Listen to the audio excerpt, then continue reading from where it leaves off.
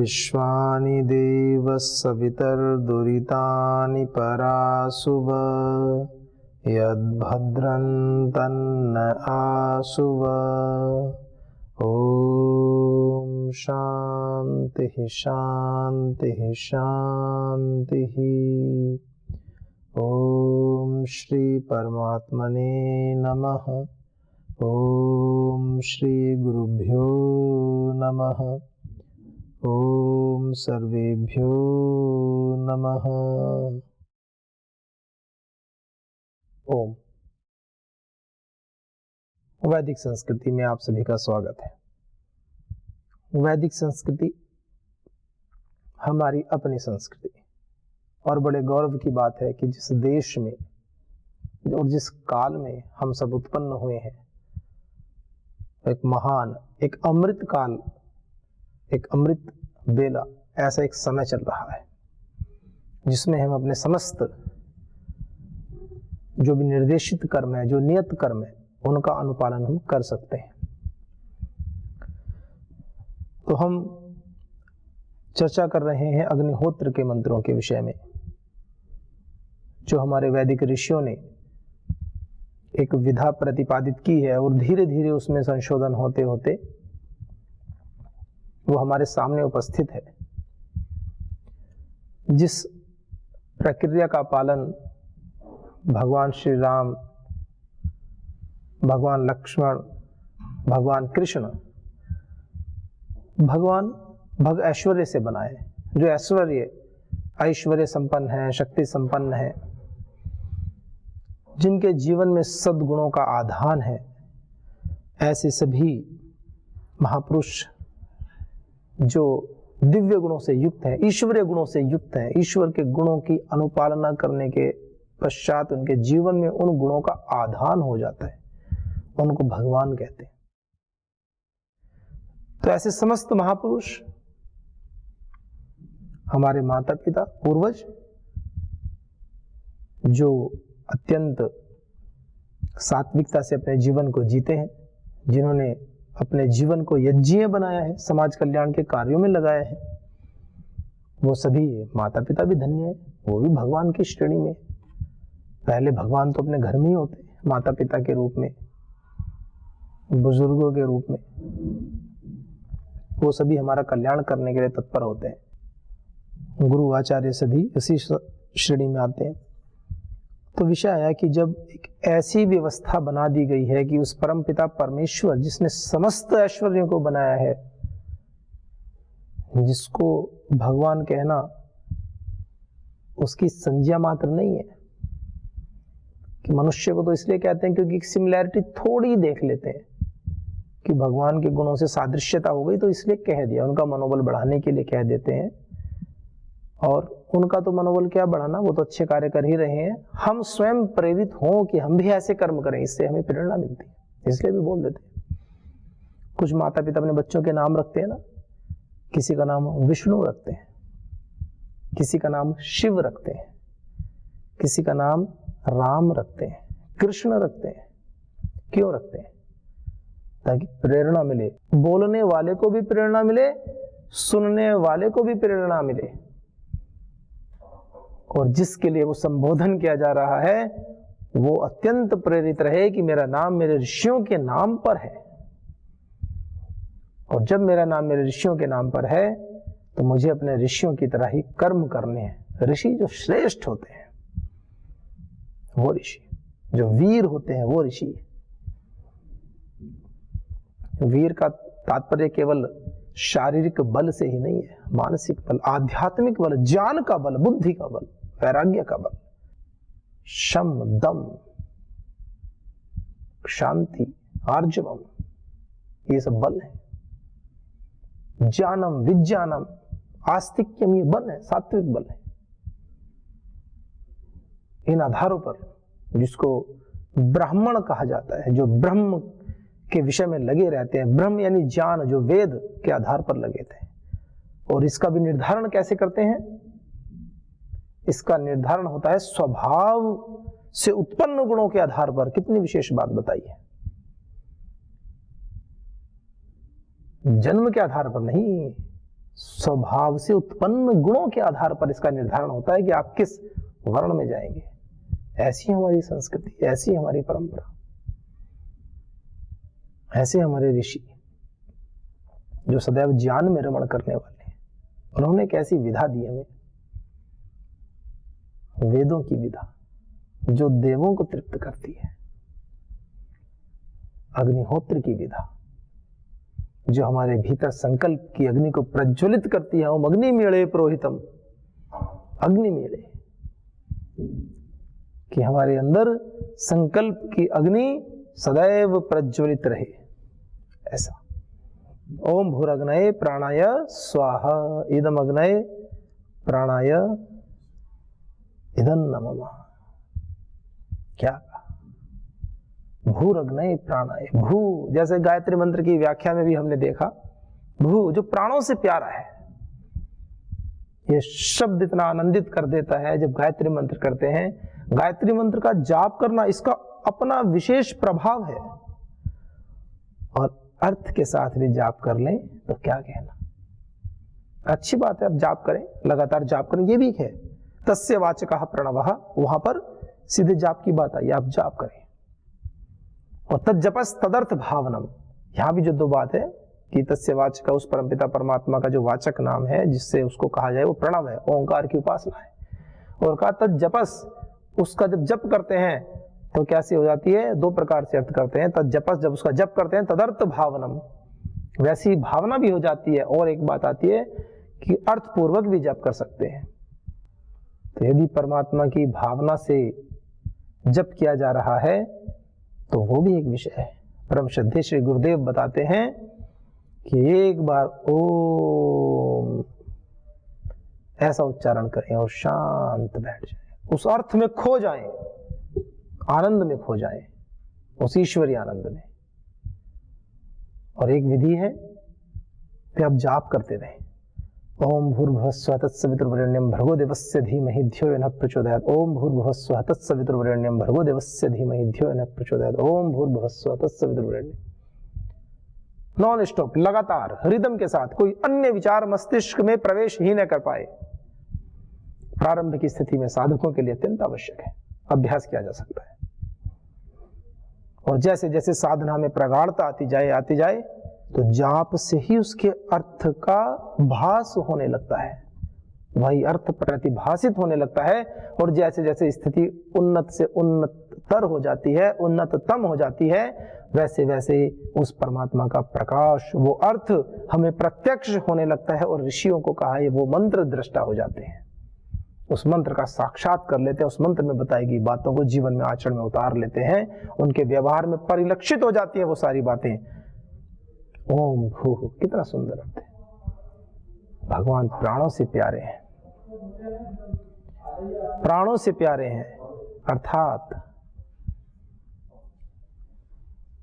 जो सबसे कीमती तत्व है प्राण, उससे भी अधिक प्यारे हैं। ओम भूरग्नये प्राणाय, भू अग्नये, अग्नि के लिए कहा, जो अग्नि है, जो ज्ञान को देने वाली है, ज्ञान स्वरूप है। मंत्र बोल देते हैं ना बड़ी जल्दी से, मंत्र बोल करके और कहते हैं ना साइड से निकल लिए। ओम भूरग्नये प्राणाय स्वाहा इदम अग्नये प्राणाय इदं नमः, फिर अगला मंत्र बोल देते हैं। एक एक मंत्र में, वो तो एक विधि है, उसका निषेध नहीं कर रहे हैं कि एक मंत्र बोलो फिर 10 मिनट तक रुक जाओ, फिर दूसरा मंत्र बोलो फिर 10 मिनट तक रुक जाओ, ऐसी बात नहीं है। वो तो प्रोसेस में बोलना ही है, पर जब समय मिले, कोई विशेष कार्य ना हो, अग्निहोत्र के मंत्रों का स्वाध्याय करो। इसलिए स्वाध्याय करो कि जिन ऋषियों ने समस्त वेदों के मूलभूत तत्व को निकाल करके एक ऐसी दिनचर्या बना दी है कि जो कुछ न कर सके वो अग्निहोत्र को करे। देवताओं के लिए हवि साकल्य सामग्री घी आदि के माध्यम से अर्पित करे। इतना भी ना कर सकते हो तो दीपक जलाकर गायत्री मंत्र का जाप करें। तो अग्निहोत्र की बात चल रही है। अग्निहोत्र के जो मंत्र हैं, उन मंत्रों को बना करके, वेदों से छांट करके, वेदों से इतर भी अन्य ग्रंथों से, जो वैदिक ग्रंथ हैं उनसे छांट करके एक ऐसी विधि बनाई। तो उनके अर्थों में क्या विशेषता है? वो विशेषता है भूरग्नये प्राणाय स्वाहा, उस प्राणों से पवित्र, प्राणों से प्यारे उस परमात्मा के लिए। अग्नय जो ज्ञान को देने वाला है, ज्ञान स्वरूप है, प्रकाश स्वरूप है, अग्नि स्वरूप है जो परमात्मा। अग्नि ज्ञान का भी द्योतक है। आप सब तो विशेष निरुक्त आदि का भी अध्ययन करते हैं। निघंटु का जो भाष्य है, निघंटु के ऊपर जो व्याख्या है, विशेष वेदों के मंत्रों के अर्थ करते समय निघंटु का तो विशेष प्रयोग होता है। वहां पर एक अर्थ में प्रयुक्त अनेक शब्दों का संकलन किया गया है, जिसको पर्यायवाची बोलते हैं, और अनेक अर्थों में प्रयुक्त एक शब्द का भी प्रयोग किया गया है। और ऋग्वेद में जितने भी देवताओं के विषय में जो भी अर्थ लिए गए हैं, उन अर्थों को, उन शब्दों का भी संचय किया गया है, फिर उनकी व्याख्याएं हैं। कितना विशेष है। आचार्य अकस्मात, आप आचार्य की बात करते हो, आचार्य जी आचार्य अकस्मात, फिर उसको उत्तर देते आचिनोति अर्थान, ऐसे कहते हैं। आचिनोति बुद्धिम, ये कहते हैं। और आचार्य अकस्मात जो स्वयं आचरण करता है, ये बात है। तो ऐसे निर्वचन किए गए हैं। चलिए, ये तो एक अलग विषय हो जाएगा, फिर निरुक्त किसी और दिन देखते हैं। तो वेदों के अंदर से, गहराई से ऐसे ऐसे मंत्रों का संकलन करके अग्निहोत्र के मंत्र बनाए। ओम भूरग्नये प्राणाय स्वाहा, भू प्राणों से पर, अग्नि उस अग्नि स्वरूप, उस ज्ञान स्वरूप परमात्मा के लिए है। प्राणाय जो प्राणों से प्यारा है, प्राणों के लिए, जो प्राणों का देने वाला है, उस परमात्मा के लिए स्वाहा सुक्षेपणे, मैं छोड़ रहा हूं अपने समस्त विकारों को, समस्त दुर्भावनाओं को, समस्त आसक्तियों को, संग का त्याग और फल का त्याग, कर्म की भी आसक्ति का त्याग और फल की भी आसक्ति का त्याग, सब छोड़ रहा हूं। आज तक जो हो गया ना, वो भी छोड़ रहा हूं। दुखी हो जाते हैं, डिप्रेशन में चले जाते हैं, सुसाइड कर लेते हैं, आत्महत्या कर लेते हैं, मर जाते हैं, छोड़ नहीं पाते। जो कोई बुरी घटना हो गई या बुरा कोई विषय हो गया, कोई ऐसी बात घटित हो गई, कोई गलती हो गई, उससे ऊपर नहीं जा पाते। यज्ञ करो ना, आज किसी वजह से कोई गलती हो भी गई, स्वाहा, अग्नि है ना, परमात्मा है ना, कर दो स्वाहा। और आध्यात्मिक साधक तो अपने सुखों का भी स्वाहा कर देता है। आज जितने पुण्य कर्म किए हैं, हे प्रभु, उनकी आसक्ति का भी स्वाहा। कोई पुण्य कर्म की भी आसक्ति ना रहे जीवन में। पुण्य कर्म का भी जब आसक्ति वाला भाव उत्पन्न हो जाता है मन में, तो वो भी क्लेश है। पुण्य की भी आसक्ति ना हो और पाप तो करने का विषय नहीं है। फिर जीवन कर्तव्य कर्म में नियत होने लगता है।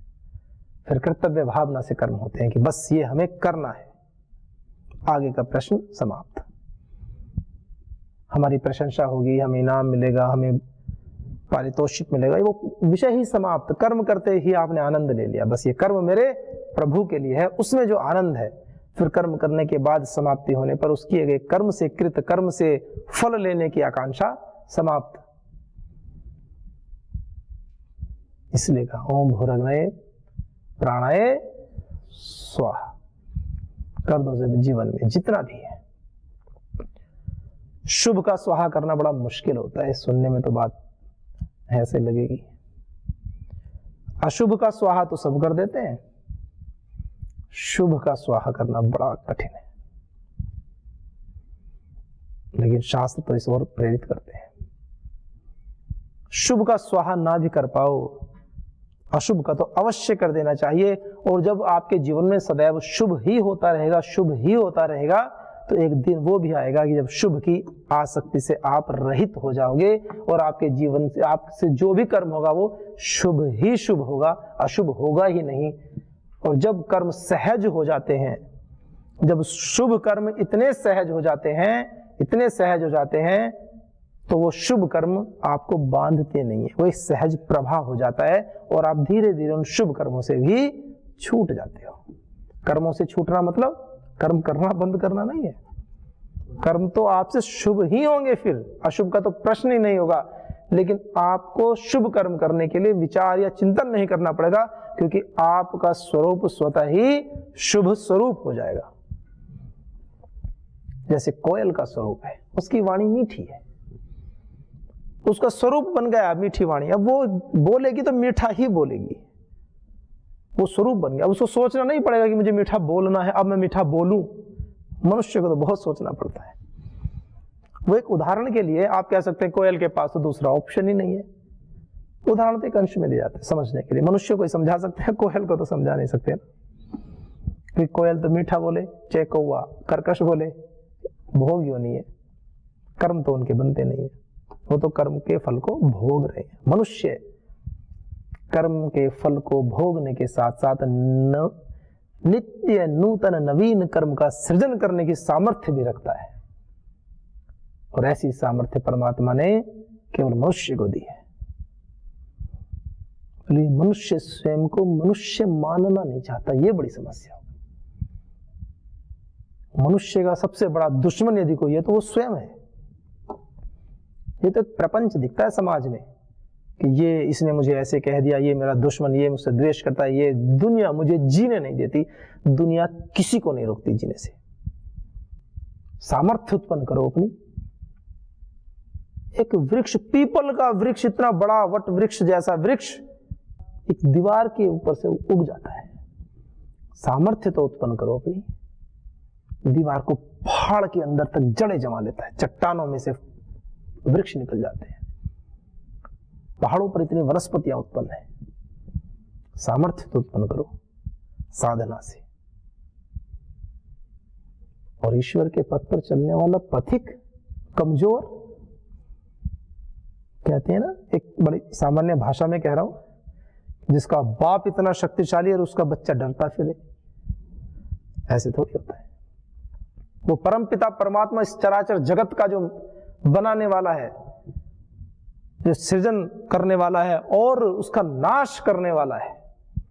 सृजन करने वाले से तो डर नहीं लगता, लेकिन जो नाश करने की सामर्थ्य रखता है तो डर लगता है ना। जो रुद्र है, जो भयंकर से भी भयंकर है, समस्त सबसे बड़े जो अपने आप को दुष्ट मानते हैं उन दुष्टों का भी संहार करने वाला है, जितनी सामर्थ्य उस ईश्वर के नियमों में है, उसका साक्षात पुत्र होकर के, आध्यात्मिक पथ के साधक तो पुत्र ही होते हैं, पुत्र पुत्रियां एक ही बात है, संतान, उनका तो डायरेक्ट कनेक्शन होता है, बीच में कोई बैरियर नहीं। ऐसा बड़ा दर्शन है और धन्य है ऐसी संस्था, जो वैदिक संस्था, परम पूज्य श्री गुरुदेव, परम पूज्य श्री आचार्य जी, जो साक्षात धर्म के ही विग्रह स्वरूप है। इस धरती पर यदि ईश्वर को देखना हो तो आप उनको देख सकते हैं। ये केवल इसलिए नहीं कह रहा हूं कि व्यक्ति सोच सकते हैं तो शिष्य हैं, गुरु शिष्य परंपरा में इसलिए कह रहे हैं ना। उनके द्वारा किए गए कर्मों को देखिए, उनके द्वारा किए जा रहे महान भीषण पुरुषार्थ और कार्यों को देखिए, उनके जीवन में नियमों को देखिए, जिसको रीति नियम कहते हैं। प्रकृति को, परमात्मा को यदि जानना हो तो किससे जाने? उनके रीति नियमों से। कुछ भी हो जाए, नियम नहीं टूटने हैं। तो डायरेक्ट कनेक्शन हो जाता है। गुरु भी भगवान के स्वरूप ही होते हैं। सीधा एक कनेक्शन हो जाता है। मर जाते, जीवन को नष्ट कर लेते हैं, कनेक्शन नहीं बन पाता। सामर्थ्यशाली बनना चाहिए, शारीरिक, आत्मिक और सामाजिक परिणाम है, होगी ही। शरीर से बलशाली हैं, आत्मिक उन्नति है, दृढ़ है, आत्मा में बल है, आत्मबल बढ़ा हुआ है। फिर हम जो भी कर्म करेंगे समाज के कल्याण के लिए ही तो होंगे। ऐसा पुरुषार्थ प्रत्येक साधक को करना चाहिए। केवल पतंजलि योगपीठ में रहने वाले या ऐसे गेरुआ वस्त्र पहनने वाले यही साधक नहीं होते हैं। इस भारत भूमि में जन्म लेने के बाद जैसे आपकी आंखें खुले, जैसे आप श्वास लें, आप साधक ही हैं। इस भूमि पर जन्म लेना सामान्य घटना नहीं है। मानो आप यज्ञ चल रहा है और आप आकर के यज्ञ वेदी के सम्मुख बैठ गए हैं, ये वो घटना है। बस यज्ञ में आहुति डालते जाओ, इतना बड़ा सौभाग्य है। आपने देखा है ना, जैसे कोई शिविर होते हैं बड़े बड़े, तो यज्ञ वेदी पर जैसे यज्ञ होता है, तो जो वेदी के चारों ओर बैठे रहते हैं याज्ञिक व्यक्ति, तो जब मंत्र पाठ होता है और जब कहते हैं कि स्थान बदल लो, तो जो बाहर अन्य व्यक्ति बैठे वो आ जाएं, ऐसे टूट कर पड़ते हैं। वहां स्थान है, 12-13 लोग बैठ सकते हैं वेदी पर, 50-50 लोग आकर के, जिसका हाथ नहीं भी जा रहा वो भी कोने में से, भीड़ में से हाथ निकाल के पूरा सामग्री देने के लिए, आहुति देने के लिए तत्पर रहता है। क्यों? उनको भी पता है श्रेष्ठ कार्य है, उनको भी पता है। और हम इस भारत भूमि में उत्पन्न हुए हैं, तो ये समझ लीजिए निश्चित ही कि आप उस भीड़ का भी हिस्सा नहीं है। आप तो वेदी पर बैठे हैं और यजमान बना दिया है परमात्मा ने कि आप यजमान बनकर बैठ जाएं। सारा लाभ यज्ञ का आपको ही मिलेगा। हम लेना चाहें तो तब मिले। एक छोटा बच्चा, गुरुजी ने उसको पढ़ाया, बहुत पढ़ाया, सारी क्लास को समझ में आया। जो बच्चा क्लास में कभी नहीं समझता था उसको भी समझ में आ गया, तो जो सबसे आगे बैठा था बीच में उसको समझ में नहीं आया। गुरुजी बहुत पुरुषार्थ करते रहे, 2 दिन 3 दिन, बिल्कुल समझ नहीं आया। गुरुजी को क्रोध आया, तो गुरुजी ने सोचा कि क्रोध करना ठीक नहीं है। गुरुजी ने उसके परिवार में बुलाया, तो पिताजी नहीं थे उनके, माताजी थी। माताजी पढ़ी लिखी नहीं थी। हो जाता है, ऐसा कोई विषय नहीं कि माताजी पढ़ी लिखी नहीं है, होता है। पिताजी भी नहीं होते, किसी किसी के पढ़े हुए, इसमें क्या है, पढ़ लेना चाहिए। माताजी आई, माताजी को बैठाया उसके पास, फिर समझाया, बच्चे की समझ में आया। गुरुजी ने इतना समझाया कि माताजी की समझ में आ गया, और माताजी को गुस्सा आया, माताजी ने उसकी पिटाई कर दी बच्चे की। कुछ और मत समझना, माताजी ने बच्चे की पिटाई कर दी। क्योंकि आजकल ऐसा भी होता,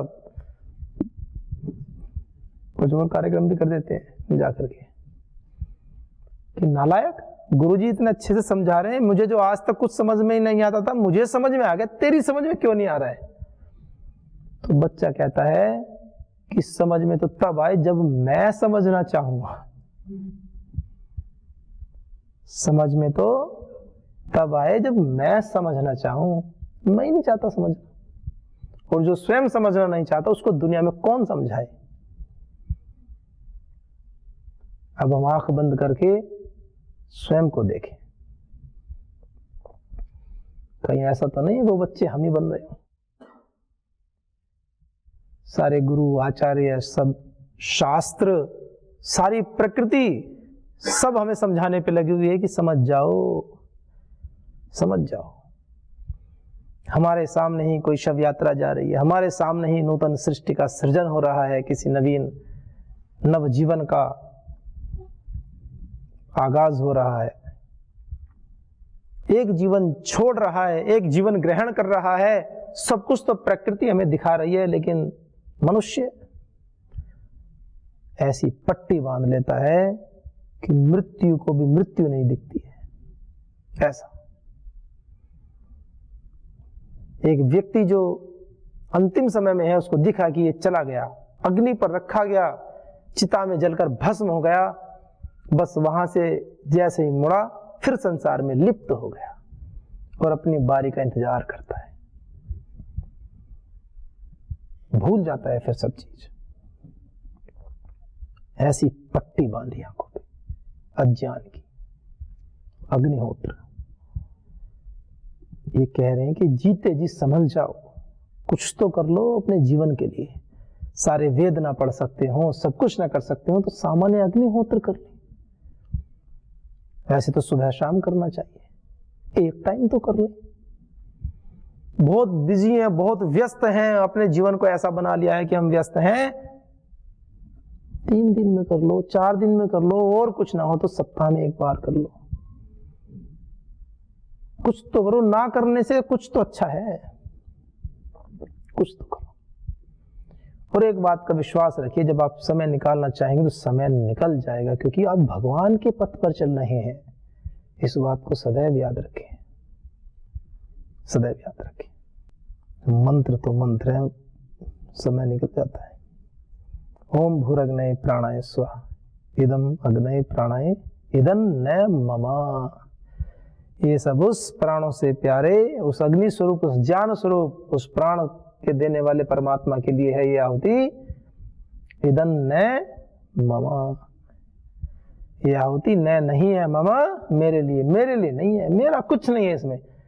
एक साधक सब कुछ कार्य करता है, एक यजमान सब सामग्री जुटाता है और अंत में सब घृत को भी सामग्री, ये तो सांकेतिक है ना, ऐसा नहीं कि वो सामग्री छोड़कर कहीं मेरी नहीं है, वो एक सांकेतिक है कि जिस प्रकार से हमारी आसक्ति हो जाती है द्रव्य पदार्थों में, सांसारिक पदार्थों में, तो उस आसक्ति को छोड़ने के लिए यज्ञ है। कहते हैं पहले सामग्री एकत्रित करेंगे, घृत लाएंगे, थोड़ा गुनगुना करेंगे, सामग्री लाएंगे, जुटाएंगे, सब करेंगे। पहले साधनों को एकत्रित करते हैं और फिर उन साधनों को दान स्वरूप, आहुति स्वरूप दे देते हैं और कहते हैं इदम न ममा, ये मेरे लिए नहीं है भगवान, ये मेरा ही नहीं है जो मैंने आपको दिया, ये तो आपका था, तेरा तुझको अर्पण, क्या लागे मेरा, क्या लागे। ये भाव उत्पन्न होना चाहिए प्रतिदिन, प्रतिपल, प्रतिक्षण हमारे मन मस्तिष्क में ये भाव दृढ़ होना चाहिए, हमारी क्रियाओं में परिलक्षित होना चाहिए, तब यज्ञ सफल होता है। तो इस प्रकार हम अपने जीवन को यज्ञ जीवन बनाए, अत्यंत आनंद में रहे, आनंद की कोई कमी नहीं है। बस अपने जीवन को सद्गुणों से, कहते हैं ना, सराबोर रखें। 10 उंगली चाशनी में और मुंह भी डुबो दो और पी भी लो। उंगली भी चाशनी में, मुंडी भी चाशनी, और मुंह के अंदर जो रस जाए वो भी अंदर से भी स्वादिष्ट और बाहर से भी स्वादिष्ट, अंदर से भी एकदम भरपूर रहा करो। उदाहरण है, डुबोना नहीं है। तो आइए सभी के जीवन में मंगल हो, इन शुभ भावनाओं के साथ में आज के अंक को विराम देते हैं। ओम शांति शांति शांति। ओम श्री परमात्मने नमः। ओम श्री गुरुभ्यो नमः। ओम सर्वेभ्यो नमः।